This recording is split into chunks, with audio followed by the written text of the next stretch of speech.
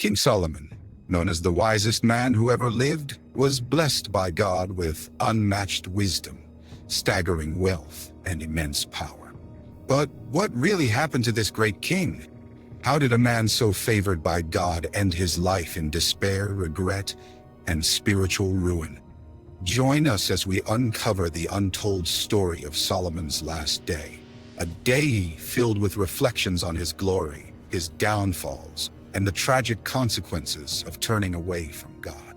Discover how a king who had it all ended up saying, "Everything is meaningless," and what his story means for us today. Stay with us until the end to witness the powerful lessons from Solomon's life that can still change ours. What can we learn from his mistakes? How can we avoid the traps that led him astray? This story is not just about a king.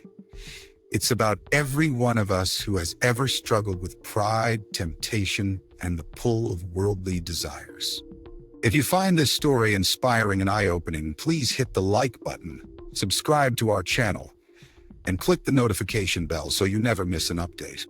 Your support helps us bring more powerful biblical stories and life-changing lessons straight to you. We also encourage you to share your thoughts. What stood out to you most about Solomon's journey? Leave a comment below. We love hearing from our community. And don't forget to share this video with your friends and family, because these timeless lessons are meant to be shared. So let's dive into the final chapter of King Solomon's life and discover the ultimate truth behind his rise, his fall, and the heartbreaking end of the wisest king of Israel. Don't miss this powerful story that could change the way you view your own life. Let's get started. King Solomon began his reign with incredible promise. He was the son of David and Bathsheba, chosen by God to ascend the throne of Israel after David's reign. From the very beginning, Solomon's journey was marked by divine favor and guidance.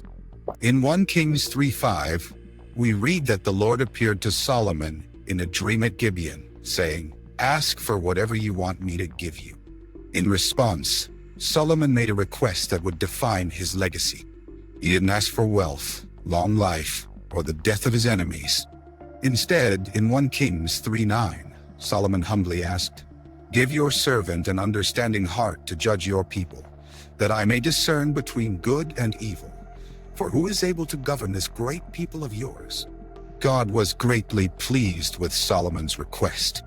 In 1 Kings 3:10-14, God not only granted Solomon unparalleled wisdom, but also promised him riches, honor, and a long life on the condition that Solomon would remain faithful to God's commands. Solomon's wisdom was immediately put to the test when two women came before him, both claiming to be the mother of the same child. This event, recorded in 1 Kings 3:16-28, showcases Solomon's God-given discernment. He suggested dividing the living child in two, knowing the true mother would rather give up her claim than see her son killed. The people of Israel marveled at his wisdom, realizing that God's wisdom was truly with their king. From that moment, Solomon's fame spread far and wide. In 1 Kings 4:29-30 it is written, "God gave Solomon wisdom and very great insight, and a breadth of understanding as measureless as the sand on the seashore." Solomon's wisdom was greater than the wisdom of all the people of the East, and greater than all the wisdom of Egypt. He authored 3,000 proverbs and over 1,000 songs, 1 Kings 4:32, covering themes of life, nature, leadership, and faith. Solomon's wisdom attracted the attention of the Queen of Sheba, a powerful monarch who traveled a great distance to test his wisdom with hard questions. In 1 Kings 10:6-7, she declared, "The report I heard in my own country about your achievements and your wisdom is true. But I did not believe these things until I came and saw with my own eyes. Indeed, not even half was told me. In wisdom and wealth you have far exceeded the report I heard." This encounter highlighted how God's blessing on Solomon was not only personal, but also a testament to God's favor upon Israel. But Solomon's most significant achievement was the construction of the temple in Jerusalem, a task that his father David had longed to fulfill. Solomon's temple, described in 1 Kings chapter 6, was an architectural marvel of its time. Built with the finest materials, cedar from Lebanon, gold, silver, and bronze, it took 7 years to complete and stood as the spiritual center of Israel, a place where God's presence dwelt among his people. 1 Kings 8, 10, 11. 1. When the temple was completed, Solomon led the nation in a powerful prayer of dedication. In 1 Kings 8:22-53, he prayed, acknowledging God's greatness and asking him to hear the prayers of his people. Solomon's heartfelt prayer is summarized in 1 Kings 8:23. Lord, the God of Israel, there is no God like you in heaven above or on earth below. You who keep your covenant of love with your servants, who continue wholeheartedly in your way.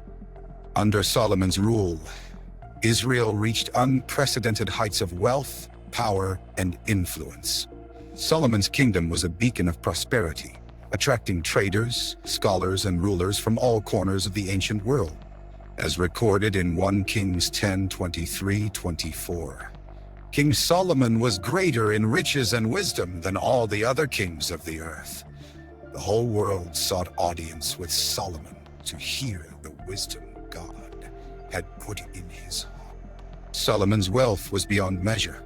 He controlled trade routes that connected Egypt to Mesopotamia, bringing in gold, silver, ivory, apes, and peacocks from distant lands. 1 Kings 10:22-2. His fleet of ships returned every 3 years, laden with treasures, demonstrating his far-reaching influence. In 1 Kings 10:14, we learn that Solomon's annual income in gold alone was 666 talents, over 25 tons of gold each year. Solomon's throne was unlike any other, described in 1 Kings 10:18-20. It was made of ivory and overlaid with pure gold, with 6 steps, each flanked by 12 lions, one on each side of every step. It was a symbol of his unparalleled power, and there was nothing like it in any other kingdom. The lavishness extended beyond the palace. In 1 Kings 10:21, it is noted, all King Solomon's goblets were gold, and all the household articles in the palace of the forest of Lebanon were pure gold. Nothing was made of silver, because silver was considered of little value in Solomon's days. This illustrates the sheer abundance and opulence of his reign, where even silver was seen as commonplace and unworthy. Yet with this immense wealth came temptation.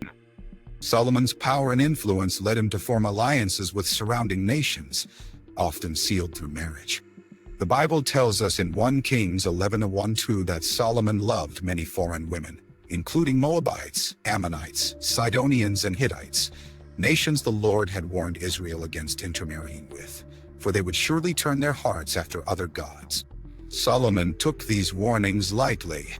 He had 700 wives, princesses, and 300 concubines. 1 Kings 11:3. These marriages were more than mere political alliances. They were a direct violation of God's command in Deuteronomy 17:17, which instructed that the king must not take many wives, or his heart will be led astray. As Solomon's reign progressed, the influence of his foreign wives began to take a heavy toll on his spiritual life. The Bible tells us in 1 Kings 11:4, as Solomon grew old, his wives turned his heart after other gods, and his heart was not fully devoted to the Lord his God, as the heart of David his father had been. Despite all the wisdom God had given him, Solomon allowed his love for these women to overshadow his devotion to the God of Israel. Solomon's disobedience manifested in the construction of high places, altars on elevated grounds where sacrifices and worship to foreign gods took place. He built altars for Ashtoreth, the goddess of the Sidonians, a deity associated with fertility and sensuality, directly opposing the holiness of God. 1 Kings 11:5. He also constructed high places for Chemosh, the god of the Moabites, and Molech, the god of the Ammonites, whose worship included child sacrifice, a practice detestable to the Lord. 1 Kings 11:7. 8. These actions were not just acts of cultural acceptance. They were direct violations of God's commandments. In Deuteronomy 12:2-3, God had specifically instructed the Israelites to destroy all high places dedicated to other gods, not build new ones. Solomon's actions, therefore, were a flagrant disobedience of God's clear commands. The tragic irony of Solomon's story is that the very wisdom he had asked for, to discern between good and evil, was now overshadowed by his moral compromises. He became entangled in idolatry, something God had warned Israel against since the days of Moses. In Deuteronomy 7:3-4, God had commanded, "Do not intermarry with them. Do not give your daughters to their sons, or take their daughters for your sons, for they will turn your children away from following me to serve other gods." Despite these clear warnings, Solomon's heart was drawn away. His divided loyalty stands in stark contrast to his father David, who despite his own failings remained devoted to God. God's anger towards Solomon was not hidden. The Lord had appeared to Solomon twice, first at Gibeon and later in Jerusalem, reaffirming his covenant and warning him to walk faithfully. In 1 Kings 9:6-7, God had said, "But if you or your descendants turn away from me, and do not observe the commands and decrees I have given you, and go off to serve other gods and worship them, then I will cut off Israel from the land I have given them." Despite these warnings, Solomon's heart was hardened. He continued to build shrines and engage in idolatrous worship. 1 Kings 11:9-10 records God's response. The Lord became angry with Solomon because his heart had turned away from the Lord, the God of Israel, who had appeared to him twice. Although he had forbidden Solomon to follow other gods, Solomon did not keep the Lord's command. Solomon's tragic turning away serves as a cautionary tale. The man who had everything, wisdom, wealth, and divine favor, allowed his heart to be seduced by the allure of foreign gods and the influence of those around him. He traded his devotion to God for the acceptance of his wives and the idols they worshiped. The God who had blessed Solomon so abundantly now pronounced a severe judgment upon him. In 1 Kings 11:11, the Lord declared, "Since this is your attitude, and you have not kept my covenant and my decrees, which I commanded you, I will most certainly tear the kingdom away from you and give it to one of your subordinates." This prophecy signaled the beginning of the end for the United Kingdom of Israel. The once glorious realm that Solomon had built with God's blessing was now set on a course toward division, conflict, and strife. God's judgment was swift and decisive, yet tempered with mercy. For the sake of David, Solomon's father, God would not tear the kingdom away during Solomon's lifetime. Instead, the full weight of the consequences would fall upon his son Rehoboam. 1 Kings 11:12-13. God's judgment was a direct consequence of Solomon's unfaithfulness. Though Solomon had been chosen by God, his heart had strayed too far. In 1 Kings 11:29-31, we see a powerful illustration of this when the prophet Ahijah met Jeroboam, one of Solomon's officials, outside Jerusalem.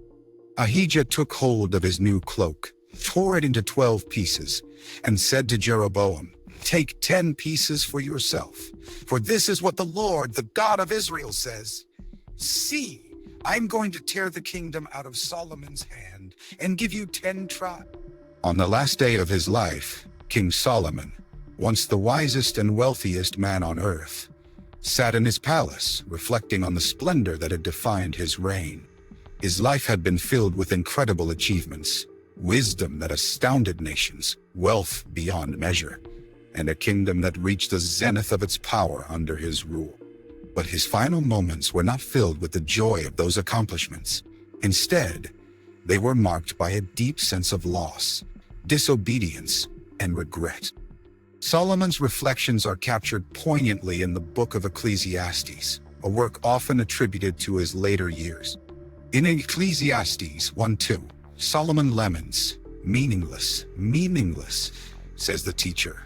"Utterly meaningless. Everything is meaningless." These words echo the emptiness that Solomon felt as he looked back on a life that had strayed from its original purpose. Despite his immense wisdom, he had lost sight of the God who had given him everything. As he sat in his palace, Solomon's mind wandered through the years. He remembered the day he dedicated the temple, a grand and sacred structure built to honor the Lord. 1 Kings 8. He had prayed earnestly for God's presence to fill the temple, and God's glory had descended like a cloud, affirming his pleasure with Solomon's work. But now Solomon's heart was far from those days of devotion. In Ecclesiastes 2:11, Solomon reflects on the vanity of his pursuits. I denied myself nothing my eyes desired. I refused my heart no pleasure. My heart took delight in all my labor, and this was the reward for all my toil. Yet when I surveyed all that my hands had done, and what I had toiled to achieve, everything was meaningless, a chasing after the wind, nothing was gained. Solomon's wealth had allowed him to indulge in every possible pleasure. He built grand palaces, planted vineyards, amassed treasures, and even imported exotic animals. He had hundreds of servants and musicians to entertain him. Yet in his old age, all these accomplishments felt hollow. He had pursued everything the world had to offer, but had lost his spiritual direction along the way. The once wise king now understood that all his achievements were nothing without God. Ecclesiastes 5:10 highlights the futility of his material pursuits. Whoever loves money never has enough. Whoever loves wealth is never satisfied with their income. This too is meaningless. Solomon had learned too late that his heart's desires had led him away from God's path. In his younger years, Solomon had a close relationship with God. He had built the temple as a symbol of God's presence among his people. But over time, his many foreign marriages, alliances, and compromises with idolatry had distanced him from the Lord. He had forsaken his first love, the God of his youth, who had appeared to him in dreams and granted him unparalleled wisdom. Solomon's writings reveal a man who experienced the highs and lows of life. In Proverbs 3:5-6, he had once counseled, "Trust in the Lord with all your heart and lean not on your own understanding. In all your ways submit to him, and he will make your paths straight." Yet he had failed to follow his own wisdom. In his pursuit of earthly pleasures, he leaned on his own understanding and strayed from God's straight path. In Ecclesiastes 12:13, Solomon gives a final piece of advice that sums up his reflections. Now all has been heard. Here is the conclusion of the matter. Fear God and keep his commandments, for this is the duty of all mankind. These words, written at the end of his life, capture the essence of what Solomon had come to realize, that obedience to God is the only true path to fulfillment. Solomon's legacy reminds us that life's greatest treasures are found not in what we build for ourselves, but in the relationship we maintain with our Creator. The last day of King Solomon's life was not marked by the joy of victory, but by the sorrow of a life that had strayed from God. Let us learn from his mistakes. It's not how you start, but how you finish that matters. May we all strive to remain faithful to God until the very end. Thank you for watching. If you found this video enlightening, please like, subscribe, and share. And remember, true wisdom comes from following God with all your heart, mind, and soul.